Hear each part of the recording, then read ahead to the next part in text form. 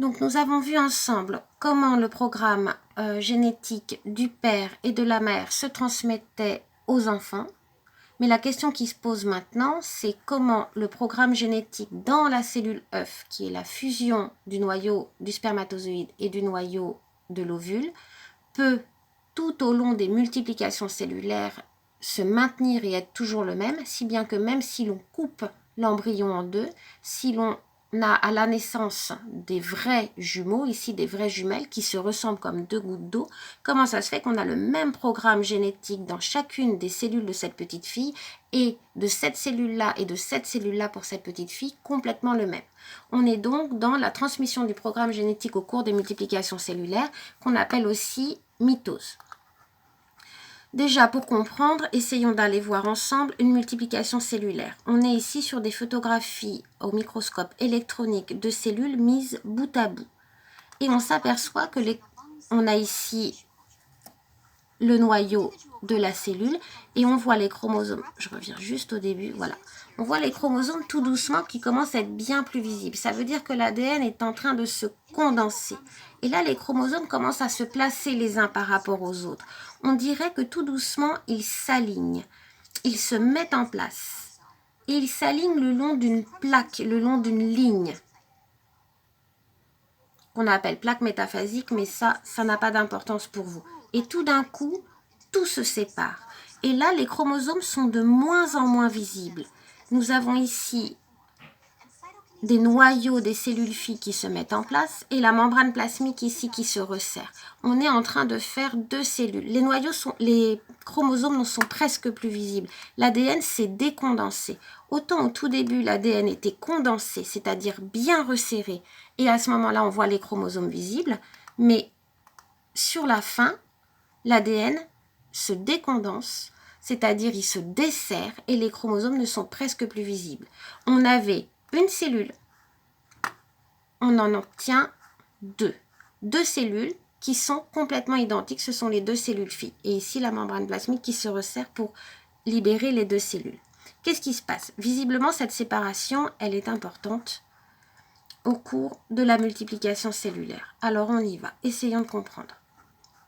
On prend, du coup, non pas 2n égale 46 chromosomes dans l'espèce humaine parce que ce serait trop long à expliquer, trop difficile à comprendre. On va se faire une cellule hypothétique avec deux paires de chromosomes.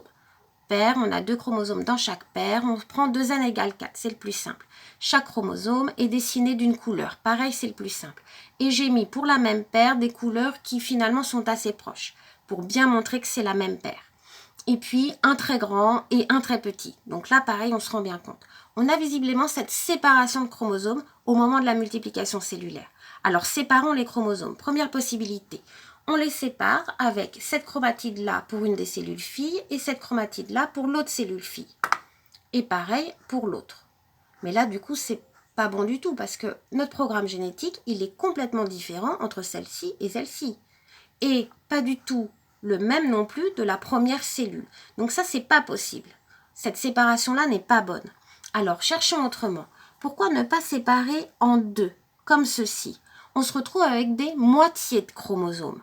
Pas mal. On se retrouve bien avec un petit bout rouge, un petit bout orange, un petit bout bleu, un petit bout noir dans les deux cellules filles. Cependant, et ça vous le savez, les gènes du haut ici ne sont pas les mêmes que les gènes du bas.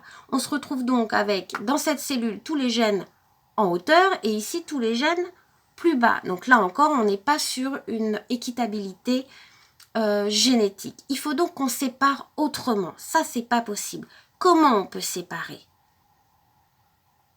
Et si on double nos chromosomes? Si on se retrouve avec une chromatide et une autre chromatide, une molécule d'ADN plus une autre molécule d'ADN exactement, strictement identique. On fait ça pour chaque chromosome et on sépare. Et si on sépare, on a ici le programme génétique de ce chromosome rouge et le même dans la cellule fille.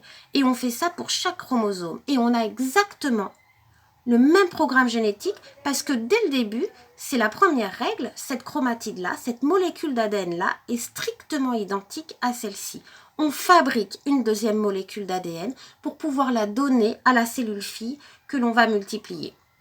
Ainsi, si on essaye de voir si on a raison dans ce raisonnement.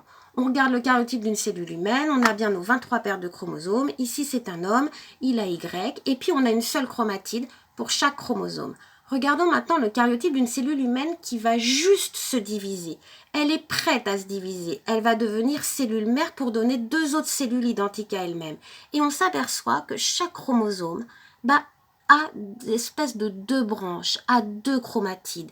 Et on s'aperçoit que sur chaque chromosome, un petit trait en face de l'un et de l'autre est exactement le même. Ça veut dire qu'on a exactement les mêmes gènes aux mêmes endroits. Ça veut dire que cette chromatide-là est absolument identique à celle-ci et celle-ci absolument identique à celle-là.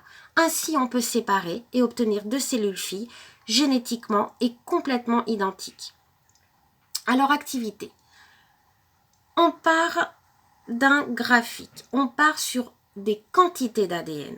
Vous êtes d'accord que si ici on a 2 quantités d'ADN parce qu'on a doublé notre nombre de molécules d'ADN, on se retrouve avec 2 cellules filles qui ont une quantité d'ADN ici et une quantité d'ADN là.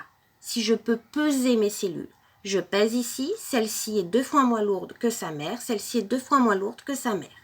Alors on y va sur le graphique, on est sur une quantité d'ADN et puis tout d'un coup, tout doucement, on passe à 2 quantités d'ADN. On est en train de synthétiser cette deuxième molécule d'ADN strictement identique à la première. On se retrouve avec une cellule à 2 quantités d'ADN.